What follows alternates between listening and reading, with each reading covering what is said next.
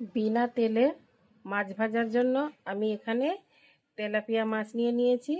মাছগুলোকে আমি খুব ভালোভাবে ধুয়ে নিয়েছি। এবার আমি মশলা লাগাবো। এতে 1 চামচ হলুদের গুঁড়ো, 1 চামচ ধনিয়ার গুঁড়ো, হাফ চামচ ভাজা জিরের গুঁড়ো, 1 চামচ লাল লঙ্কার গুঁড়ো, অল্প একটু গরম মশলা পাউডার, 1 চামচ আদা রসুনের পেস্ট, ছোট চামচের হাফ চামচ আমচুর পাউডার। এখানে আমি নিয়ে নিয়েছি লেবুর রস।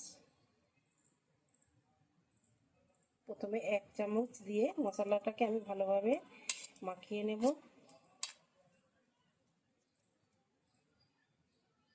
আবারও 1 চামচ দিয়ে দিলাম।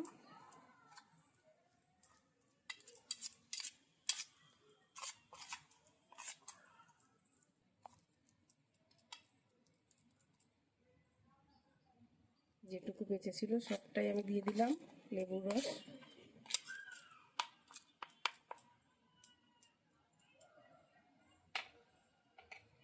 এবার আমি হাতে করে মাছে মশলা মাখাবো।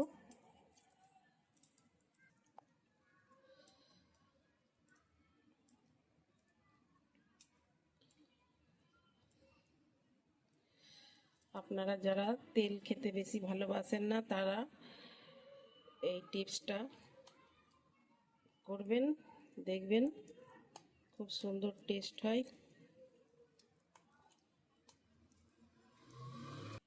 আমি কিন্তু মাছে এখন লবণ দিইনি। এখন লবণ দিলে জল ছেড়ে দেবে মাছে, এর জন্য লবণটা আমি পরে দেব। এইবারে আমি এই মাছটাকে 15 মিনিটের মতো ঢাকনা লাগিয়ে রেখে দেবো, মশলাটা ভালোভাবে মাছের ভেতরে যাওয়ার জন্য। 15 মিনিট হয়ে গিয়েছে। 15 মিনিট পরে আমি ঢাকনাটা খুলবো। এবারে আমি লবণ দেব মাছে।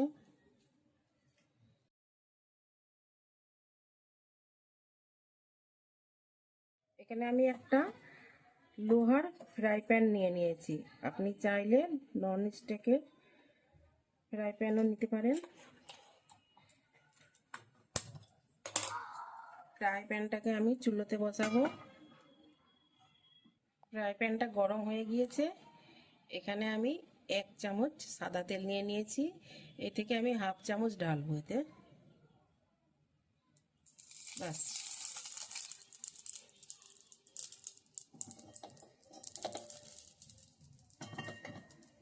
এবারে আমি এখানে একটা কাপড় নিয়ে নিয়েছি, এটাকে কাপড় দিয়ে মুছে দেব।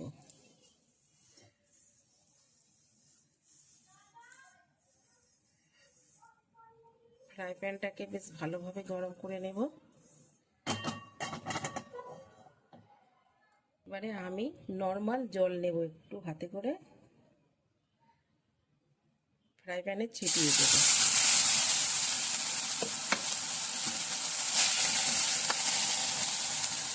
এবারে আমি মাছের লবণগুলো ভালো করে মাখিয়ে নেব।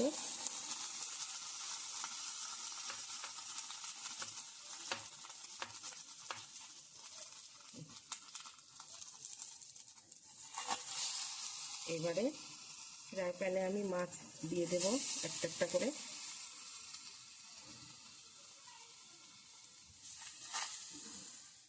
আবারও অল্প একটু হাতে করে জল দিয়ে দেব।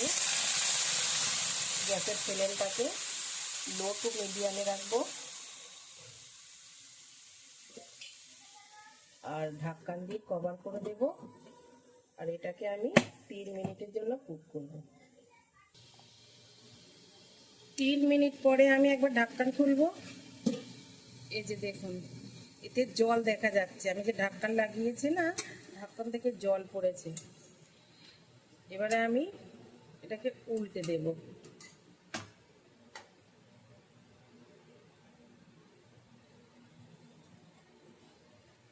একটু সাবধানে উল্টাতে হবে।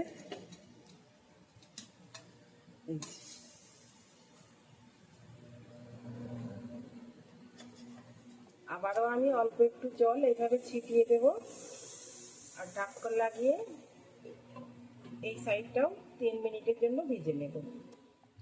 এই যে 3 মিনিট হয়ে গিয়েছে, এবার দেখুন কত সুন্দর ভাজা হয়ে গিয়েছে মাছগুলো।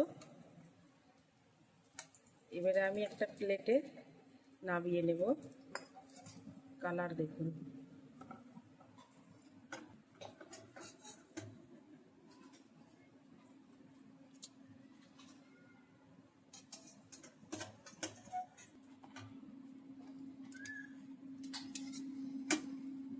এইভাবে আমি বাকি মাছগুলো ভেজে নেব।